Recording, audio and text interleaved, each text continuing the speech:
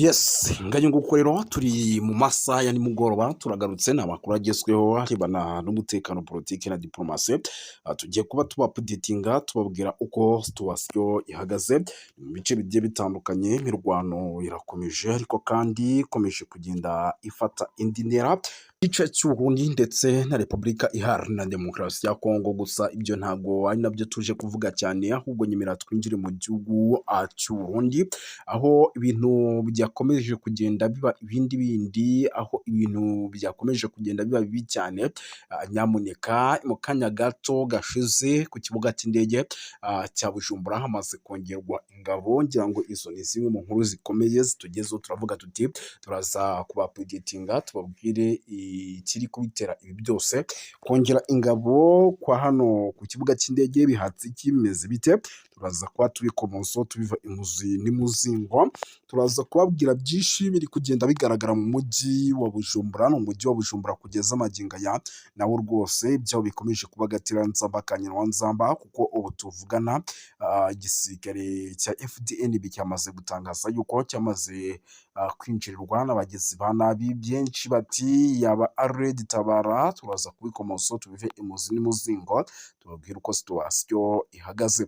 Turaza kugaruka ku makuru menshi agiye atandukanye, tugende tubapudetinga gatanu kuri gatanu, tubabwira uko situwasiyo ihagaze. Muraza kunyemera turebere hamwe amwe mu makuru akomeje kugenda aturuka mu bice bya hano mu gihugu cy'Uburundi, ariko turebere hamwe by'umwihariko impinduka zikomeje gukorwa mu gisirikare ndetse n'impagara zamaze kuba zitezwa n'uwitwa General Neva. Benshi bati ese byaba ari kudeta ikomeje kugenda itutumba, nyamuneka ishobora kuba igiye gufata indi ntera. Turaza kuba tubikomoso tubiva imuzi n'imuzingo, turaza gukomoza ku makuru menshi cyane agiye atandukanye. Ngira ngo Kinshasa nyamuneka naho ibintu byakomeye mu kanya gato gashize rwose. Imirwano ikomeye hagati ya FARDC na polisi Imakara yari yafashe indi ntera. Turaza kuba tubikomoso tubiva imuzi n'imuzingo, turaza kubabwira yuko kandi uwitwa Perezida Evariste Ndayishimiye ari mu bihe bitamworoheye, nyuma y'uko bigaragaye yuko isaha ku isaha umugabo ashobora kwikanga yatewe kudeta. Turaza kuba tubikomozaho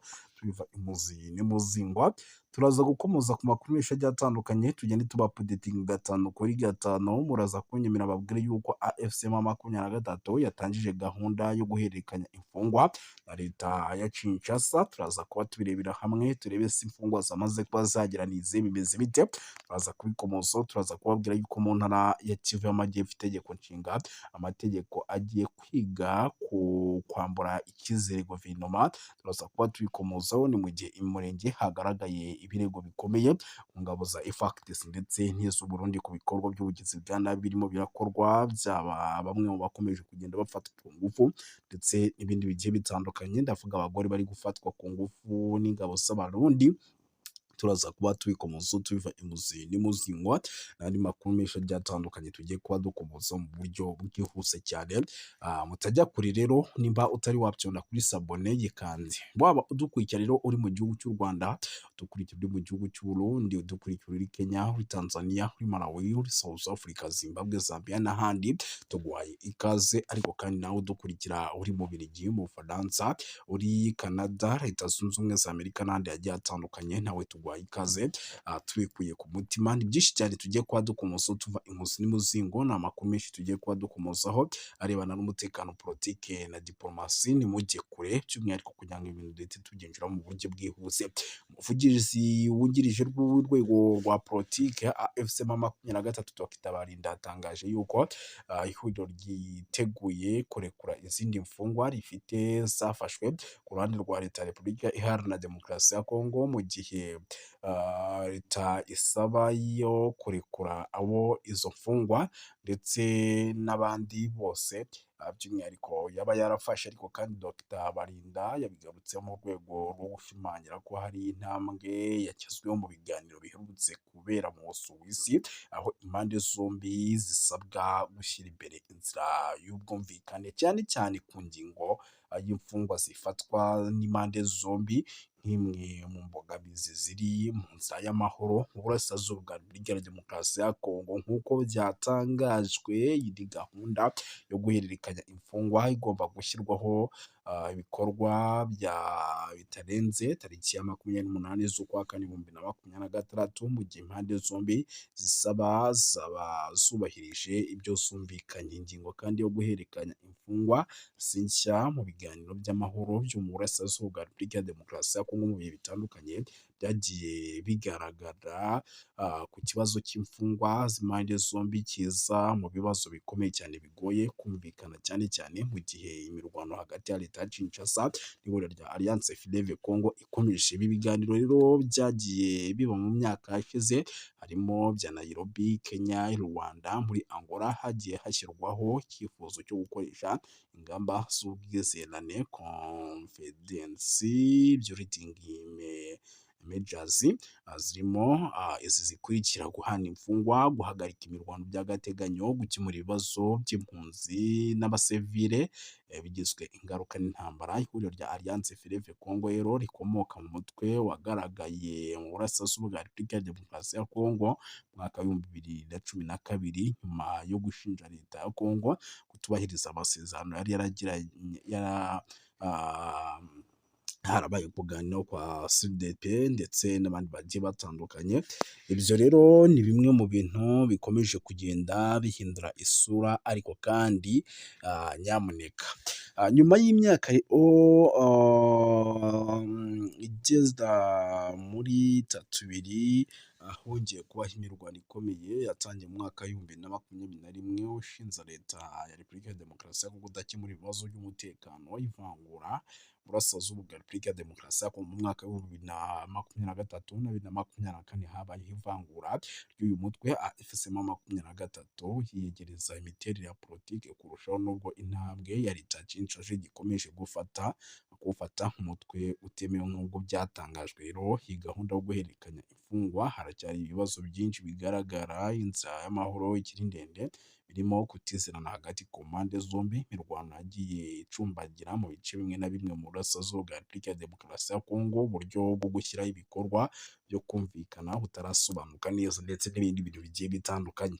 Ariko kandi nanone bikomeje guteza inkeke mu gihugu cy'u Burundi. Gusa ntabwo turi bwibande mu gihugu cy'u Burundi gusa, muraza kunyemera tubabwire yuko butuvugana rwose. Nyamuneka, AFC-M23 yatangaje gahunda yo guhererekanya imfungwa hagati yayo ndetse na leta ya Kinshasa nyuma y'amasezerano amaze iminsi ashyirwaho umukono.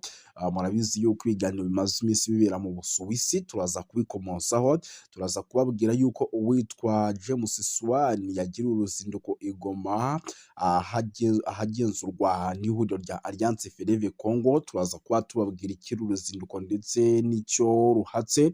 Gusa n'ibyo byose bigendanye n'inama ya gatanu i Washington hagati y'u Rwanda na Repubulika ya Demokarasi ya Kongo yagaragaje byinshi, ndetse n'imbogamizi zihari hagati ku mpande zombi. Turaza kuba tuyikomosaho. Turaza no kubabwira yuko impunzi z'abanyekongo zatangiye gutahuka iwabo, ubwo ni mu bice byamaze gufatwa na AFC-M23. Ariko kandi nyamuneka, hari inkuru yamaze kwikoroza. Iyi nkuru ngira ngo tuze kwinjiranamo neza 5 kuri 5. Ni impinduka zikomeye mu ngabo z'u Burundi nyuma y'iturika rikomeye ry'ububiko bw'intwaro i Bujumbura.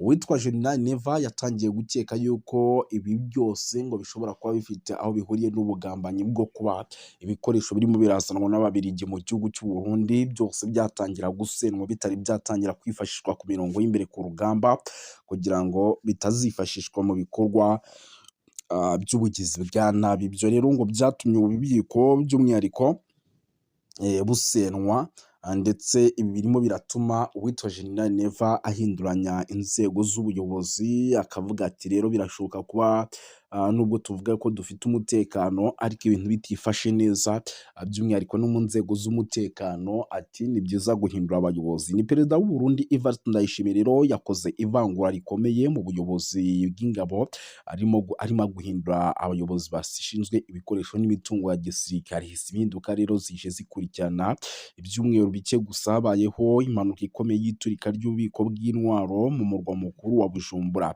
Mu ijoro rero ryo ku itariki 31 ububiko bw'intwaro buri mu kigo cya gisirikare kizwi nka Campus Base bwafashwe n'inkongi y'umuriro ikurikiranwa n'iturika rikomeye ryakomeje kumvikana mu bice bitandukanye by'umujyi.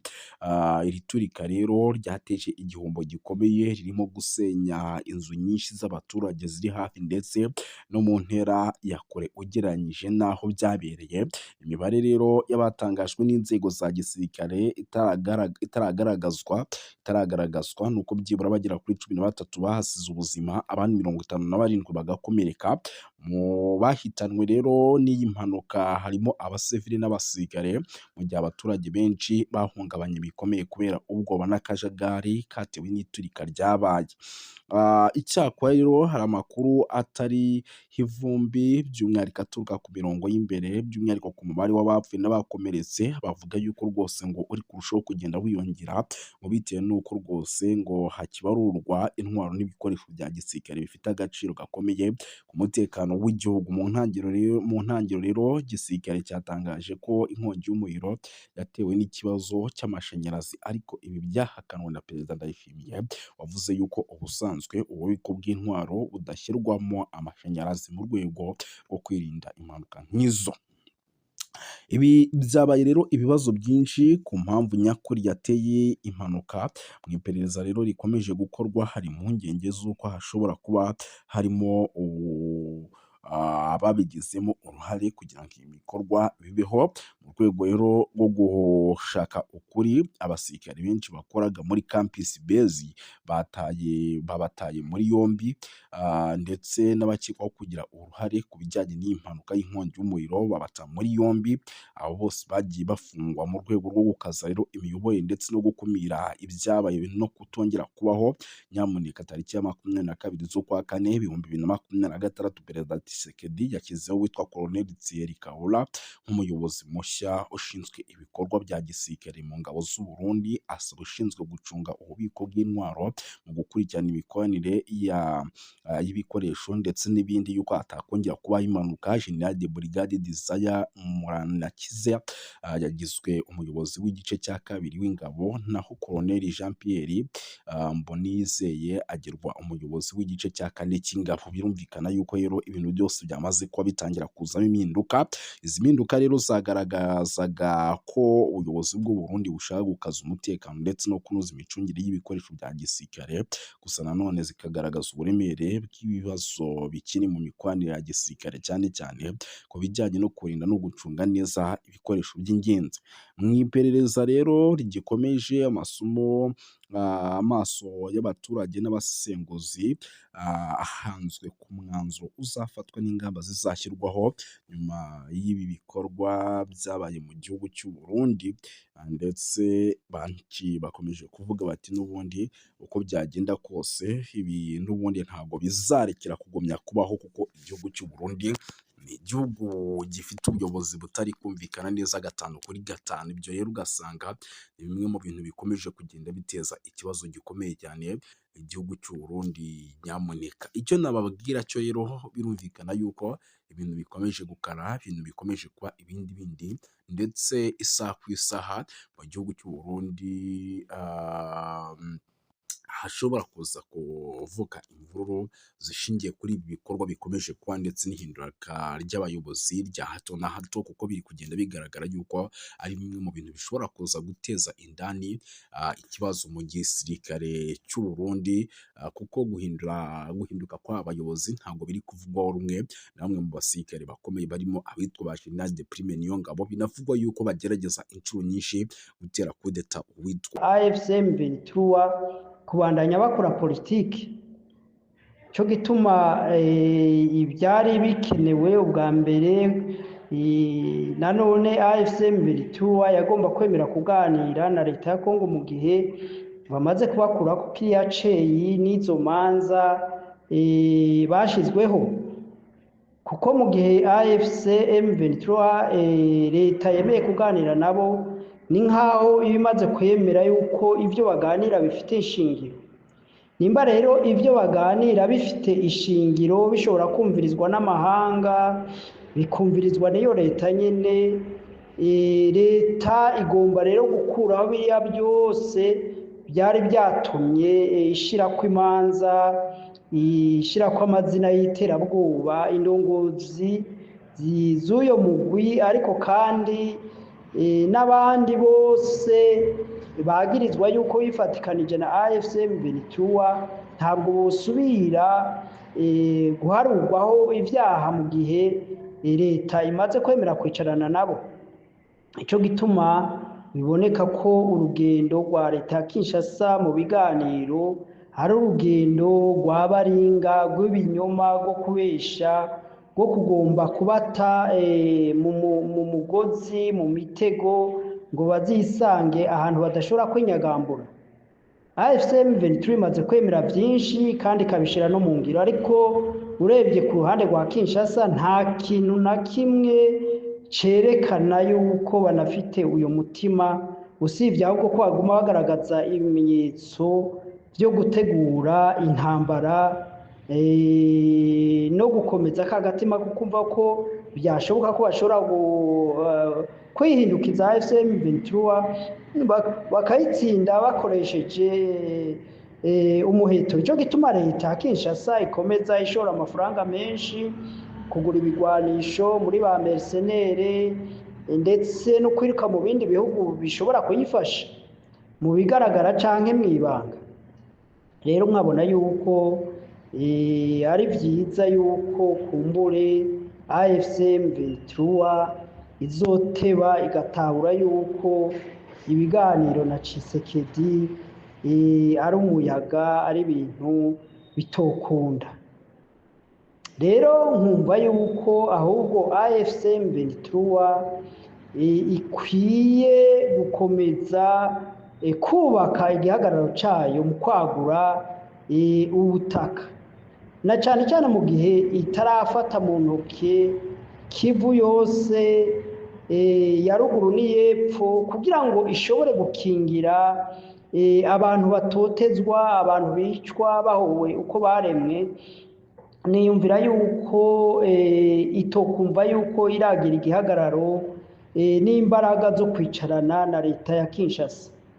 Nkabona yuko ahubwo ibyiza ari uko AFC M23 imaze kwibika ko izi ntara za Kivu zose, noneho ibiganiro bitoba ari iby'uko ingabo za leta za Wazalendo, za FDLR, za ande zogaruka muri izo ntara, ahubwo ibiganiro byoshingira uburyo ico gice cya Kivu casinzikaye imyaka 30 iraheze cyo kwigenga, ariko bitabujije yuko bashobora guhurira muri leta, muri federation, canke uko bashobora kubyita Etats-Unis, hanyuma bakagira ubumwe, ndetse ubwo bumwe boshobora kubwagura ahubwo bukaba ihuriro ry'ibihugu bya East Africa byose, canke iyindi migwi regional, kuko tubona turi muri politike ya globalisation, yuko ibihugu bigenda byishira hamwe kugira bigire imbaraga mu bijanye no kurinda umutekano no mu byo ubutunzi. Iyumvira ko ari muri ivyo vyumviro gusa AFC M23 bakwiye guhurira na guverinoma ya Congo na y'ahandi Etazini n'ibindi bihugu za Katare, bari abo bigombera inyungu mu by'ubutunzi, kandi bundi ibyo bihugu inyungu mu by'ubutunzi ntabwo bo bibura. Bo biganira n'ico gice ca leta ya Congo, bakaganira bakabyumvikana mu bice bagenzura barimwo, bakagirana amasezerano, ariko mu bice AFC M23 nayo imaze kwibika ko ivyo bihugu navyo bikagiranira amasezerano. nkiyumvira yuko muri ico gihe abantu bose boshobora kubona inyungu, kuko mu buryo y'amasezerano abaye Kinshasa n'ubundi ibi bice vya Kivu biri muri East Congo canke ziriya za Ituri bizoshishikara kwibagirwa no kutitabwaho mu bijanye n'iterambere canke umutekano. Urumva nta mpinduka n'imwe ishobora kuhaba mu gihe hatoba uburyo bwo kurongora Congo mu buryo bwa federalisme canke Etats-Unis. Nkiyumvira yuko aho ariho AFC mbere ikwiye gutsimbarara, nayo ivyo gufatanya n'igisirikare ca Congo, kuvanga igisirikare, gusangira ubuyobozi muri administration, nibaza yuko AFC mbere ibona yuko